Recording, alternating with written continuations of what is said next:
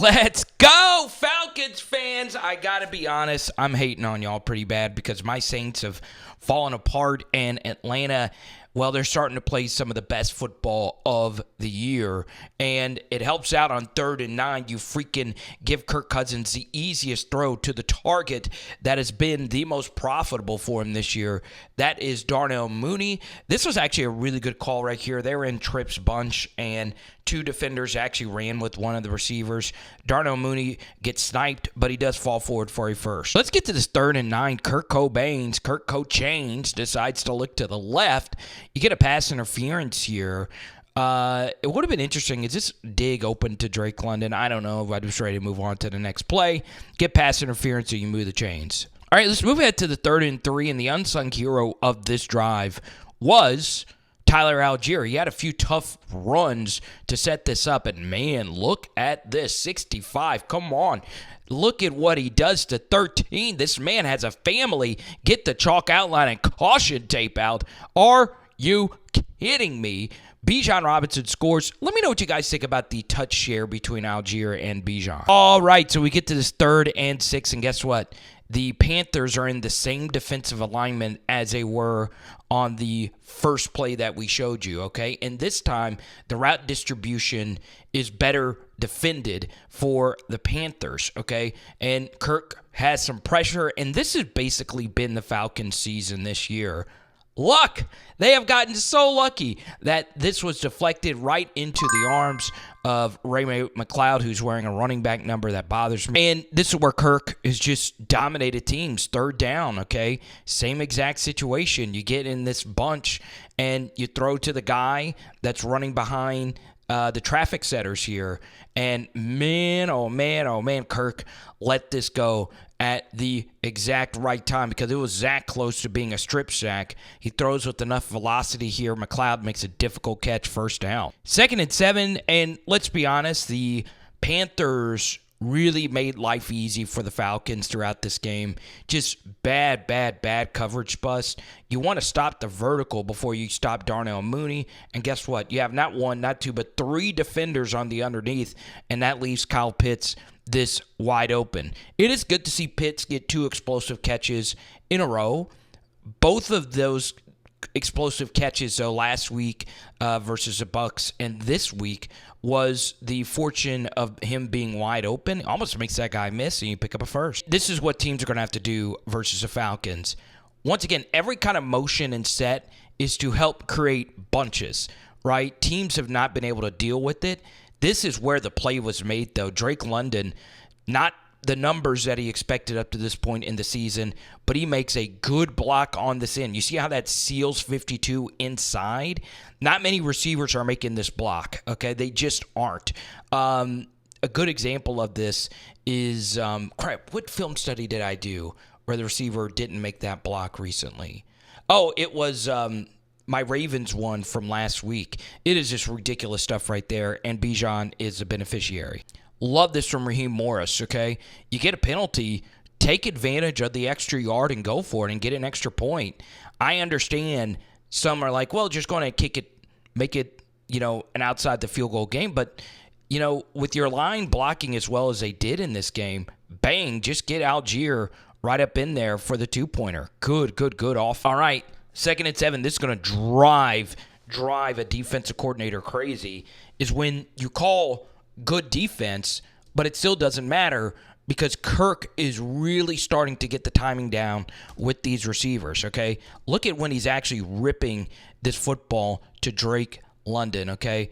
Right now, all right? That is just ridiculous anticipation, just trusting Drake London right there, bang on the upfield shoulder, so much anticipation. He's able to turn upfield and almost make this linebacker miss. And basically he did. And he's able to fall forward for a few extra yards. I love this, man. 3rd and goal. Once again, motion to the trips bunch. And this time you're throwing away from it. All right. You get the 1-on-1 here with Drake London.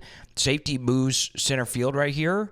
And guess what? London just boxes him out, right? This really isn't anything special. This is him saying, hey, I'm Charles freaking Barkley. I'm bigger than you. Get off me.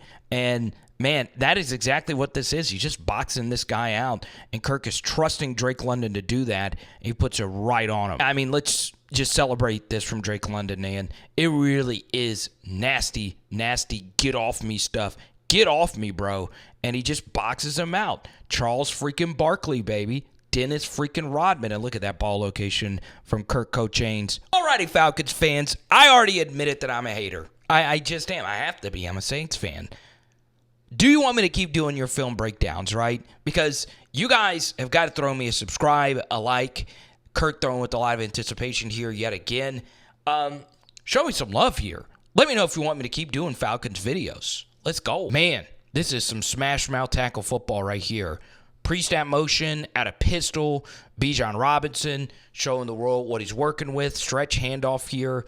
And, yeah, you know, most of his handoffs, this has been a big complaint, have been outside zone handoffs. It's just what they base out of, right? If you come out of the McVay-Shanahan tree, that's what you're going to see.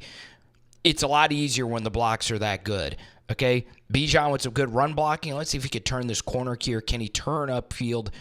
Can he? He can't.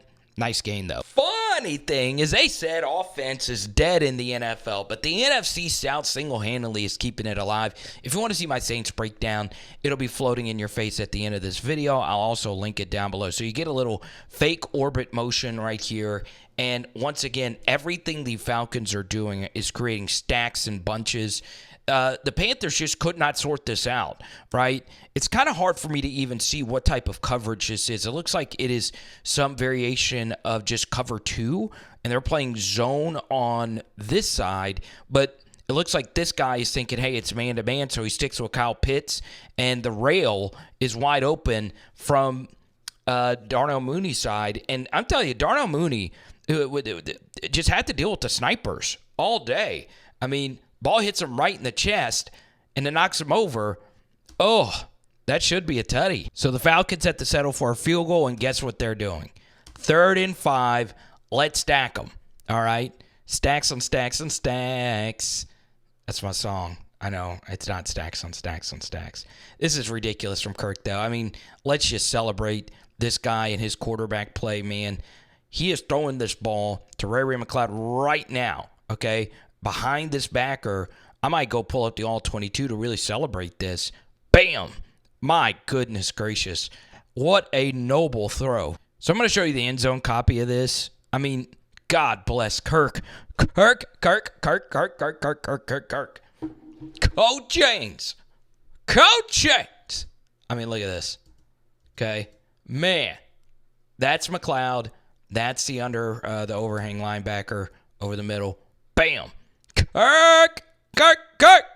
Alrighty, Falcons fans, let's give out this Calvin Ridley card. All you got to do is follow my friends at No Offseason Pod on Twitter and me on Twitter. It's going to be one of my favorite offensive designs of the year, especially if you take a look at the sequences of everything leading up to this play. Okay, so remember, Falcons have been destroying the Panthers with outside zone. So actually, take a look at this. If they had actually just decided to run the ball on this play, this is actually going for a good bit of yardage here. All right, but the Panthers decide to run some kind of stunt here, and it's walled off. All right, so this is good protection, but also just not good defensive execution. Now, normally, also I want to celebrate this right here. You get the return motion right here. You love to do that. Love pre-snap motions. Love play action, okay? Now, normally when you take a look at, a play flooding one side of the field, there's normally some variation of an out, a go, and somebody running into the flats. But right here, it's a little bit different, okay? Play action fake, and then the guy running into the flats becomes Bijan Robinson. McLeod actually runs a vertical here, and then you have a vertical here from Darnell Mooney, and you attack this portion of the field, okay? That is just very sexy design, all right? If this corner decides to go here, you throw it here, all right? But the idea is to get Drake London into that much space. Man, It's bad defense, but really good design setting it up. I know I didn't do the best explaining that at all, but you normally don't. I've honestly not seen that variation of the play. All right. So Zach Robinson says, look, we're going to run basically the same idea here, but we're going to do it to the left side. We're going to have Bijan as a fourth receiver to this side as like a mini slot to help chip because this is a longer developing play. So it's still the same thing. You have one vertical here. You have the flat taken up by Bijan. You actually attach a shallow drag to the backside of it, but it's still to get Drake London the ball here on the second level. And you actually have two different second level options for Kirk to throw to, okay? He could throw to Mooney right here if this corner bails right here to Bijan Robinson, so you can hit Mooney, that's part of your read, or you can hit Drake London. And it's the same thing, Drake London in this much space. And by the way, you guys should be thanking the cameraman giving you a wide angle. Normally the angles are way too tight.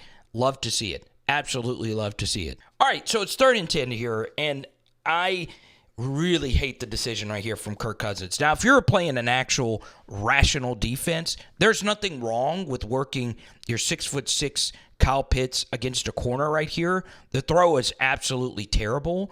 I don't know what Kirk was thinking here. This is also pretty casual from Kyle Pitts. God, this is really casual. He just kind of stops, and he's not even looking for it. Man, that is just abysmal from Kyle Pitts. I mean, that's borderline bench worthy right there. And it looks like he just doesn't have a care in the world here. What Kirk should have done is understand that they have not been able to sort this out at all. They just haven't. So I'm working this side, and guess what? You actually end up getting the perfect call versus this because they blitz the hell out of this side. Okay, so this safety comes over to play man-to-man over here, and man, I understand Kirk is feeling out a blitz here, so you got to play quickly, but I would have immediately worked to the bottom to the trips bunch side, okay? And if he did, it's a walk-in touchdown here to McLeod. Just a bad decision, but honestly, the only person that should be getting absolutely destroyed here is Kyle Pitts. I mean, what the hell? God bless America. Tyler Allgeier runs this thing all the way to Buckhead, and there was some road bumps along the way. Tyler Allgeier is showing you why he's probably one of the better RB2s in the freaking NFL, okay?